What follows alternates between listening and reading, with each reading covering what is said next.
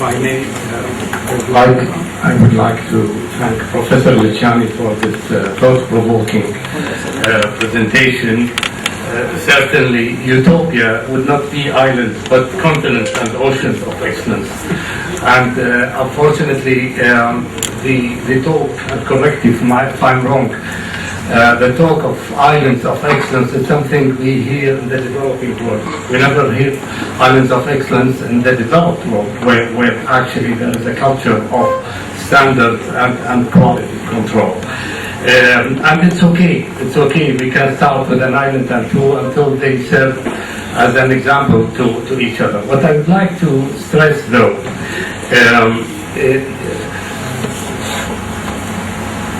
this is a presentation about excellence, about culture, about the fight against mediocrity, in an ocean of mediocrity in some countries. So the question is you stressed upon the endowment as something that had to be attached to any separate agency which is owned one way or another by the government. But I don't think, I know you don't mean that, but we'd like to hear it from you again. I don't think the single parameter of endowment is the single defining factor of an island of excellence. It takes a lot more than that in terms of culture, in terms of meritocracy, in terms of skills, in terms of capacity building. Could you elaborate on that, please?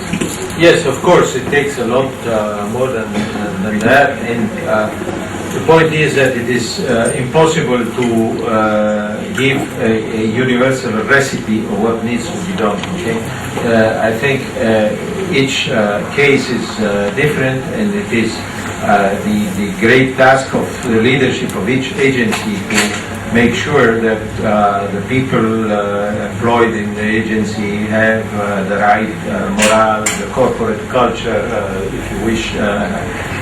Corporate culture is hugely important, and it is also something that does not change easily. Once you have established a not functional, a dysfunctional corporate culture, it's very difficult to redress it and put it right.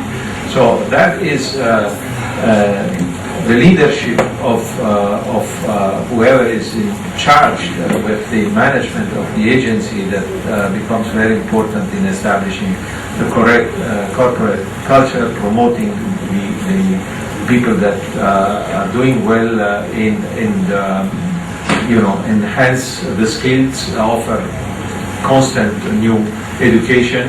We live in a world in which whatever we have learned at the university, even at the higher degree, can be good for 5 or 10 years. But then you have to go back and revisit and be willing to learn again. So it's a continuous process. So all of this is necessary. That said, there is the same difference in between telling your child, you go out and, whatever, here is the credit card, spend your money and I pay for it, rather than instead telling him, okay, this is your money, fixed amount of money, now you set yourself up. The two things are profoundly different. I think that setting up an agency and giving an endowment to this agency would have the merit of focusing the attention of the management to the fact that they need to manage, administer their endowment and make sure that it is sufficient for them. And that is, a very useful way of focusing their attention, I guess. Okay, I think education is an excellent example, but we'll come back to that. We can perhaps open the door for questions. Yes, thank you for. Well, perhaps we can take 4 or 5, then we. Okay. Yeah. You want to take one? Now, after we have accustomed ourselves to certain norms of spending and how to run the government, I think it's very difficult to apply it. People, and especially decision makers, would refuse it because it would curtail their ability to spend and to make people happy as they want them to be happy. Another thing is that the human capital is not there to run such a model. This is, I think, the basic dilemma of a model like this. You mentioned that you have a critical view of the Norwegian example, but I think the Norwegians, they had it right, because what they do, they allocate the money to a sovereign fund, they invest in blue chip instruments, and then they spend out of the income on their necessary needs. I mean, especially education, medical care. So I think this model could have been a good model had we started in 1950 with it. Thank you. تفضل أستاذ منى.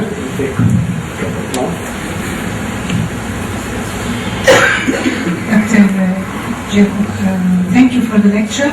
Do I understand that through suggesting endowment as a channel, going back, referring to the title of your lecture, will create a lean government, or will it systematically shift a rentier state into a non-rentier state, such that it will ensure sustainability of the state beyond its natural wealth?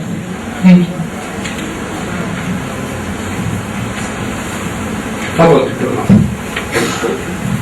Thank you, Doctor, for such a nice lecture. As Amr said, you are talking, if we put it in other words, in mountain.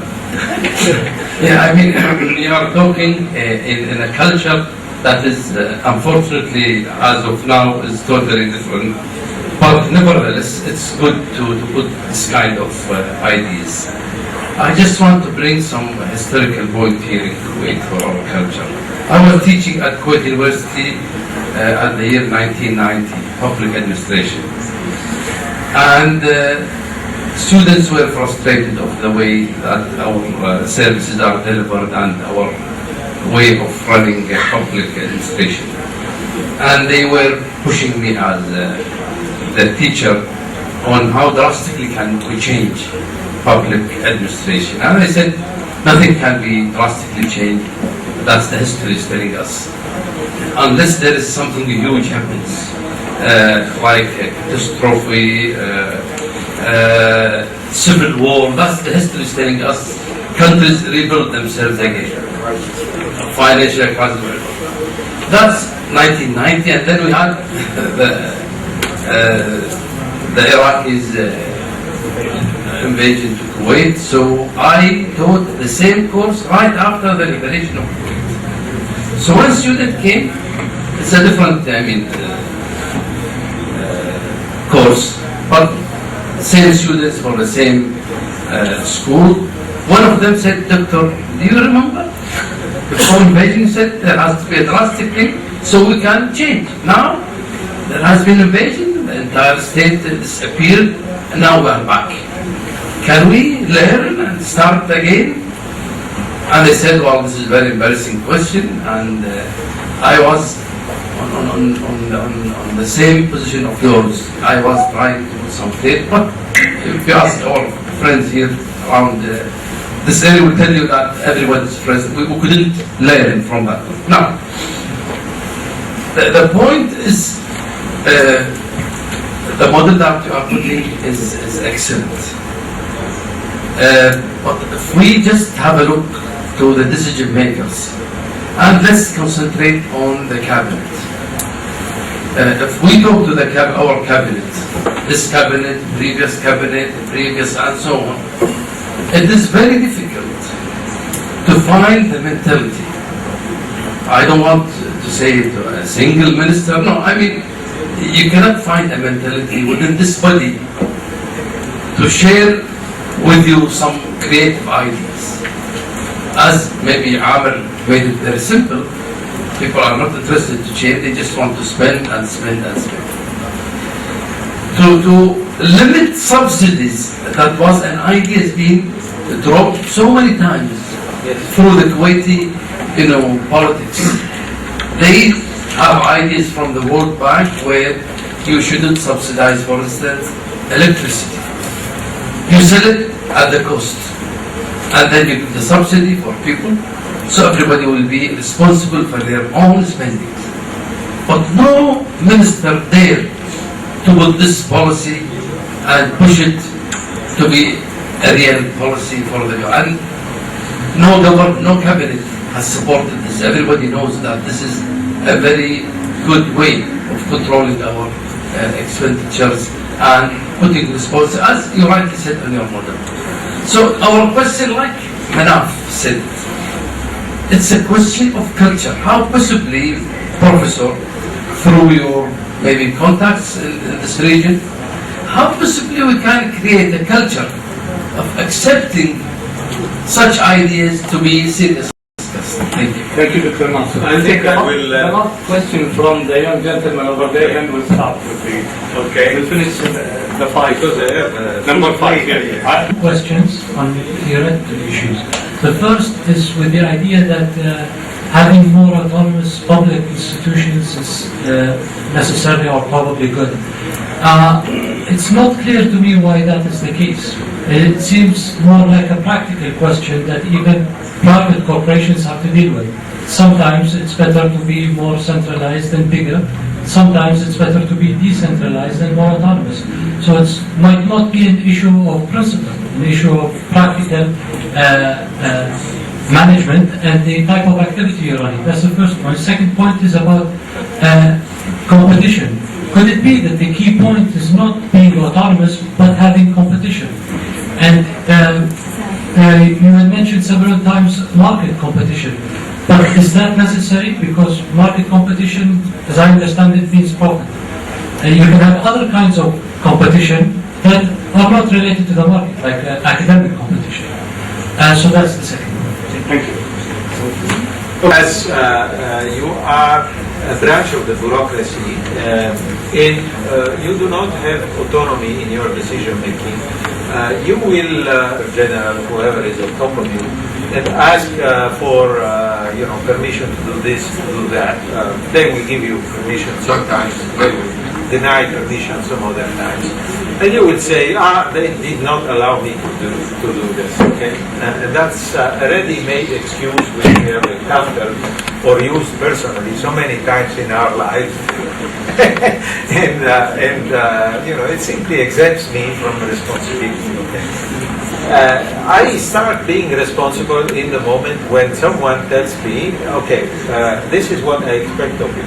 1, 2, 3, these are the things I want you to achieve.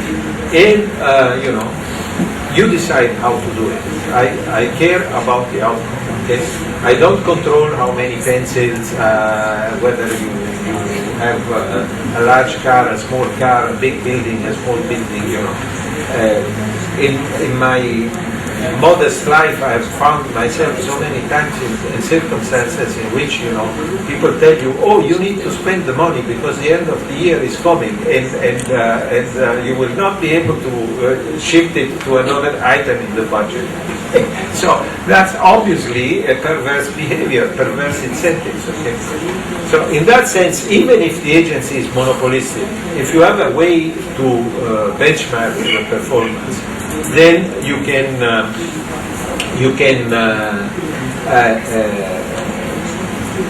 pass judgment on whether it's doing well or not doing well. I give you examples. You can have an agency that is charged with streamlining the procedure for investments, whether foreign or domestic investments. Okay. There you can say, okay, there is the World Bank. The World Bank is benchmarking the ease of doing business, okay? It's imperfect. I disagree with what they do, but it's a benchmark, okay? It will not tell you that you are the best in the class or better than number 15, number 20, if in fact you deserve to be number 100. It will give you, if you are capable of going from being number 40 to being number 30, that shows something, at least the direction. So if I call you and tell you, I will measure you by the fact that your ranking in the World Bank ease of doing business benchmark is improved. Okay, improved. You can add at least 3 points or 4 points or whatever. You know, that is in an imperfect way, but it can be a way to measure even when you have monopolistic agencies. Of course, it is easier when you have many agencies offering the same service and so potentially being comparable to each other. That's obvious. So you should start from those. You should start from the agencies that can do things easily. You know, the culture is not accustomed to this, but I think when you speak of the government, especially in a resource-rich country, you need, which is not just the oil-producing countries, you know, resources are more and more important in the global economy as a source of income and wealth. So it does not only touch the oil-producing countries, although this is very important. We are accustomed to say that the government, you know, you have the executive, you have the legislative power, and you have. I think this executive power should be divided into a strategic function and a tactical or executive or administrative function, and the two things are to be kept separate. The problem is that sometimes you don't have an institution to embody the strategic function. Okay, we have certain constitutions that do that, although it doesn't work lately as well as in the past. You know, for example, the French Constitution clearly differentiates between the role of the president and the role of the prime minister. There is a president and there is a prime minister. And we have had instances in which the two were from different parties. You know. The president is expected to take care of the strategic function, thinking into the future, you know, giving the broad direction. And then you have someone who is in charge of running the government in the sense of day-to-day business. The problem that you raise is because you know, you don't have a well-defined and well-established strategic function. You know, it's mixed with the implementation function, and so the government, as it is in terms of day-to-day management, is inevitably short-term. You know, they are short-sighted. They look for the immediate, and they lose sight. We have examples to the opposite. You know, there are governments that are more capable of thinking strategically than others. Okay. And they use this tactics of benchmarking, of creating institutions in order to pursue certain goals, rather than making decisions about specific items of expenditure. People ask, you know, what will cause this transition, and they come to the trauma or tipping point. People speak. Where is the tipping point? You know, you made reference to the inflation. Unfortunately, you know, sometimes the system is potentially very stable, and that's I think the case for many of the oil-producing countries today. So the outside event that will force you to change is difficult to visualize. I don't think there will be such an event anytime soon. You need to find the force within yourself and start thinking long term. If I make quick interjection, it is also not an impossibility, because Aramco is a well-known island of excellence. It's only next door. We have similar cultures. I was tempted to answer you, Dr. Nasser, and I don't see it frankly that impossible.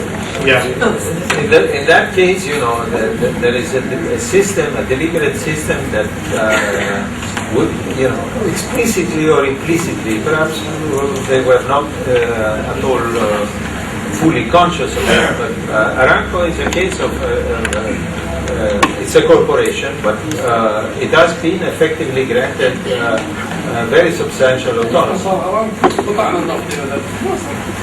No, I mean, it's not only Aramco. I can cite you several, and this is what, it's rather systematically done, for example, in Dubai and several other places. Another example that I can, of this kind of institution is Qatar Foundation. Okay, you create an institution, you give it an endowment, and you tell them to pursue a certain objective. Then you will measure whether they have succeeded or not. In their case, they are attracting universities from all over the world, and have to see at a distance have they succeeded, have they not succeeded.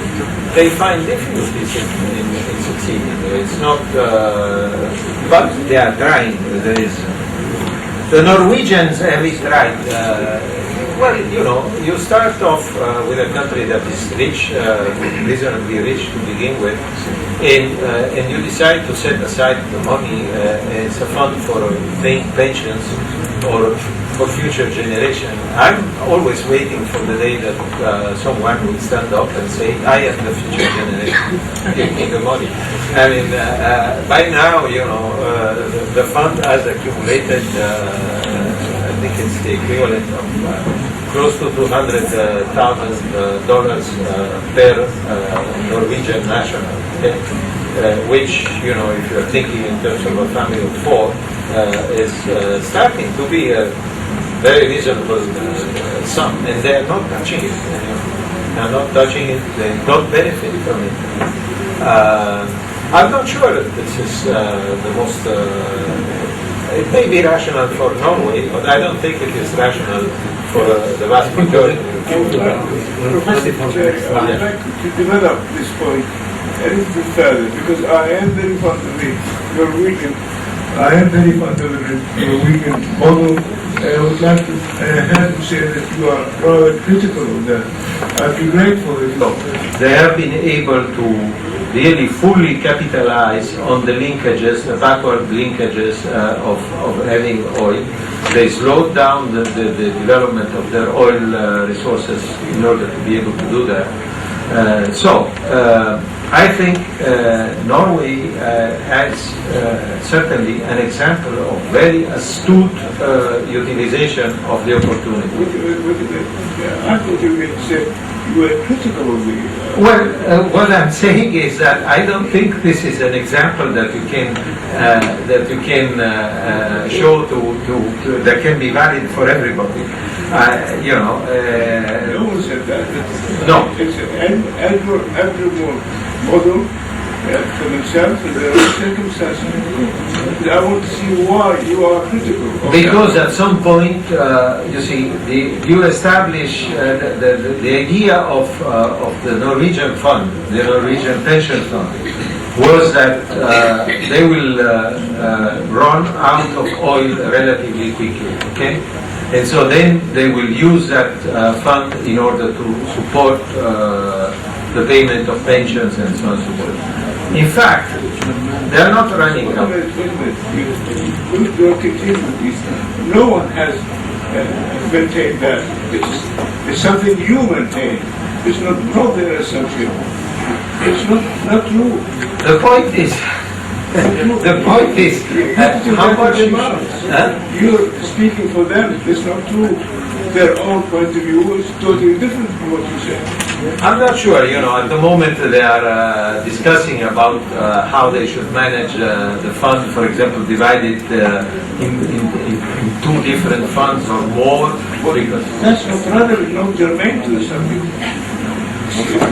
Yeah. Okay. How they run the fund, whether it's 1 or 500, is not relevant to the subject. I don't want to say that it is wrong to accumulate funds. That would be too much on my side. But I think that in most cases and for most countries, you would suggest that more of the money is utilized for the benefit of the current generation rather than the future generation.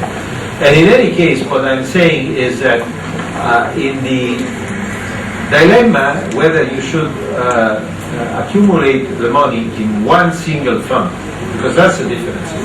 Difference between having one fund or having endowed agencies is that in the endowed agencies scenario, you have several smaller funds, and those can be invested and utilized to provide equity for domestic enterprises rather than being invested internationally. If you do the same and you create just one fund and invest it domestically, you essentially wipe out the private sector. And that's not very productive. I don't see what Norway gains out of having accumulated a very large fund which is invested internationally. Can I answer a question? You know, I'm glad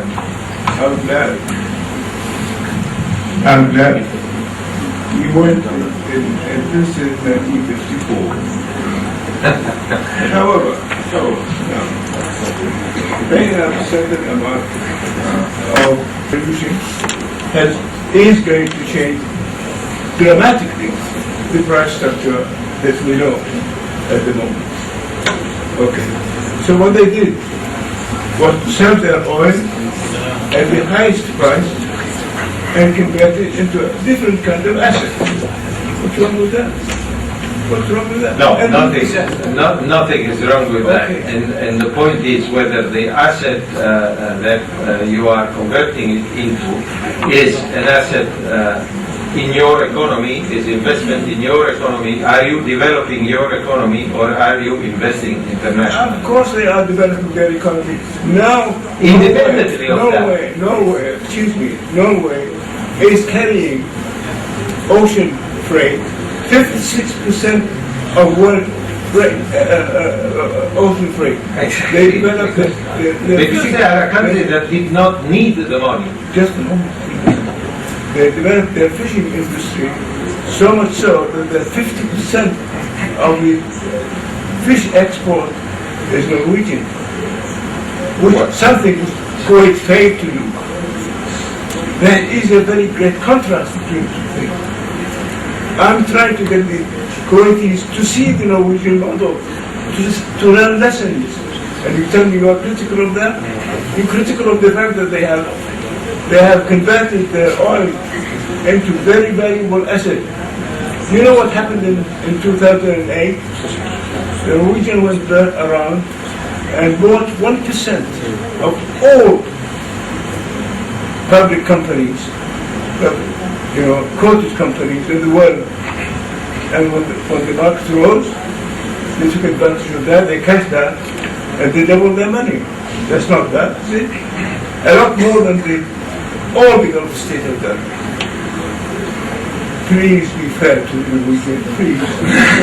Okay, we'll be fair to Norway and we'll be fair to the other audience. We'll allow them to ask questions if they have. Shall we move to Fadl al-Shabab in the Warraq? But your point is well taken, sir. Thank you.